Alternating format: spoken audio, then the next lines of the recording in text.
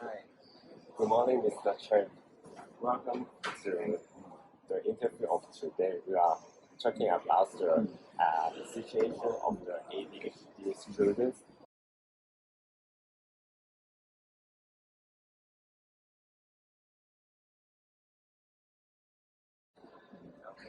I think most of the time parents are more focused on child's academic performance.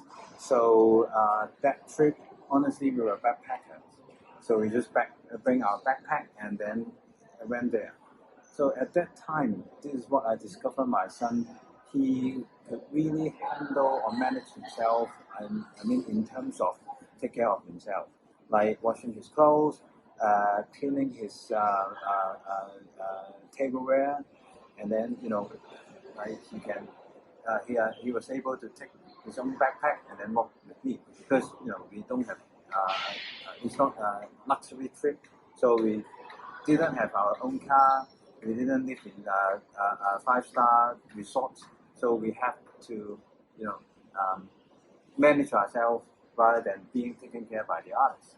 So it's a surprise to me that my son can take care of himself instead of I have to take care a lot of things of him. So I think this is what we call the socialization skills in terms of a child development. Again, apart from the academic performance, my son is able to handle himself and manage himself. This is the most important point I found during this trip. Yes, it's quite fruitful experience for you. Yeah.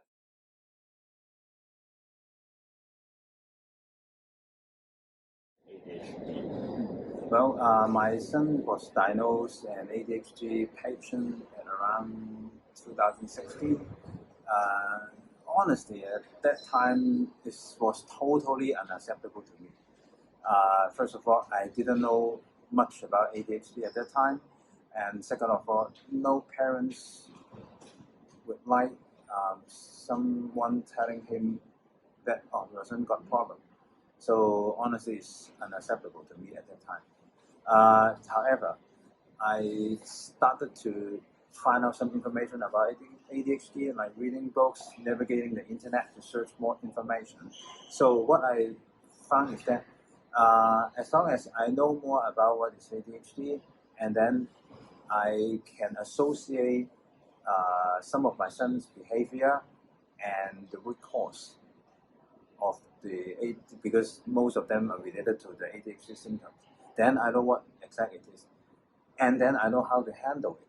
So the most important point is how can I transform from accept to accept his symptoms and accept his behavior. I believe the understanding of ADHD is very crucial and important. Yes, good.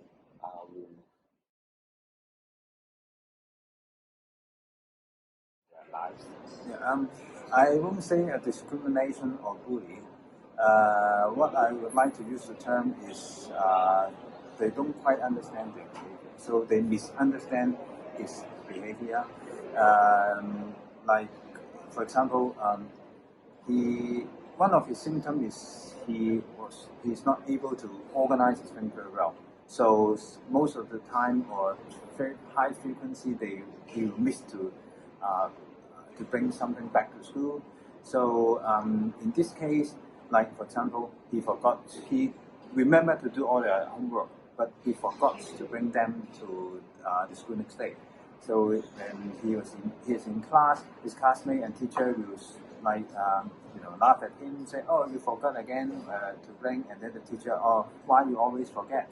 So this is a kind of to a certain extent for my son is disappointed of his performance and his behavior, and then in return is what the teacher and his classmate how they look at him. So to handle this situation, I believe is explain to my son. I will explain to my son because you are an ADHD patient, you have such symptoms, and how you deal with them, how you handle them, and then how you look upon yourself. So if he can look upon, if he can have a good standpoint of himself, then don't really care about. He really doesn't care about the other people. Of course, we cannot change how the other people look at him, but what we can change is to change himself, how he look at himself.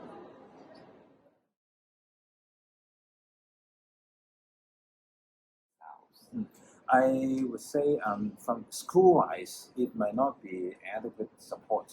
At least they have social worker to try to offer him some training on concentration.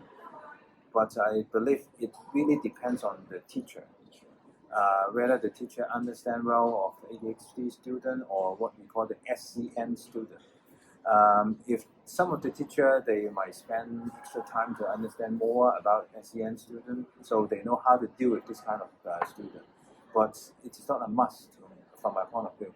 So in case the teacher might not be able to handle the case as a parent, instead of against the school or against the teacher, I would prefer we discuss. We sit down and discuss, because all our intention is to help my son or the student or the children how they can perform better in school. So if we all focus on this goal or this common value, then we can work out something to help them.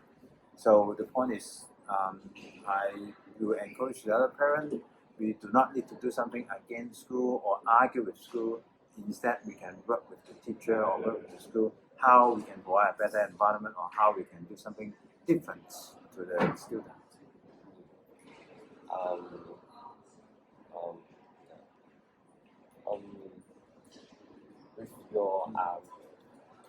With your circumstance, we know that you have given up your job and decide to care your child Hogan at home. Is it there some difficulties for you in your daily life, such as your financial problem or some relationship problem for you in your daily life? Honestly, financially, there is some difference compared to the past. I mean, the financial income is really reduced. Quite a large proportion, honestly, but a very typical sentence. Money can't buy love. The love I mean is the family relationship. So this is what money cannot buy. So without a job, I can spend more time to deal with my son, to stay with him, and then to spend more time with my wife as well. So in terms of our family relationship, I would say it's far more better than before. So to me, I believe it's worthwhile for me to be a full-time father. Yes, thank you.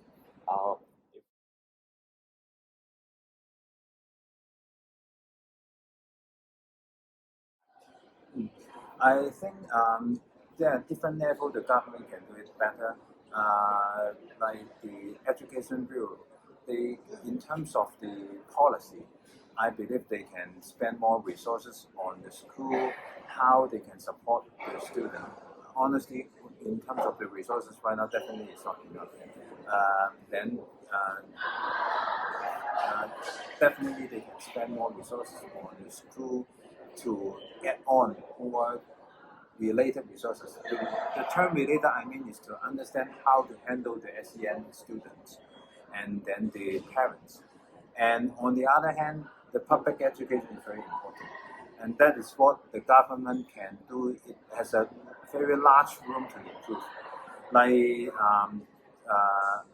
actually the public, they don't quite understand what's the symptoms of an ASD or what the behavior of an ASD, ADHD student.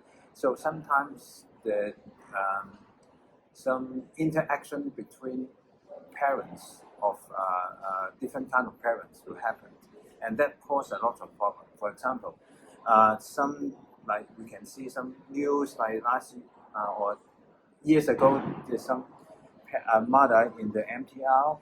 She thought that because the other passenger complained, her son kicking her or him or her or not behave properly.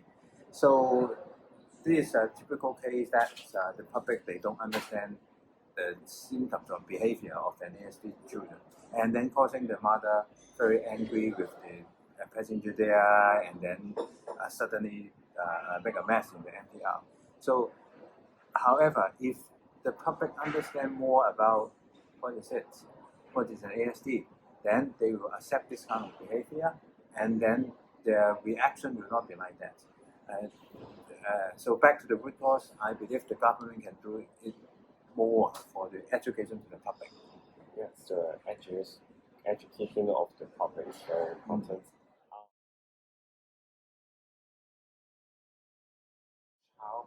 Oh, my expectation to my child is very simple. Just my son can have a healthy and happy childhood life. That's my expectation to him. Yes. Thank you for the interview. You are very welcome.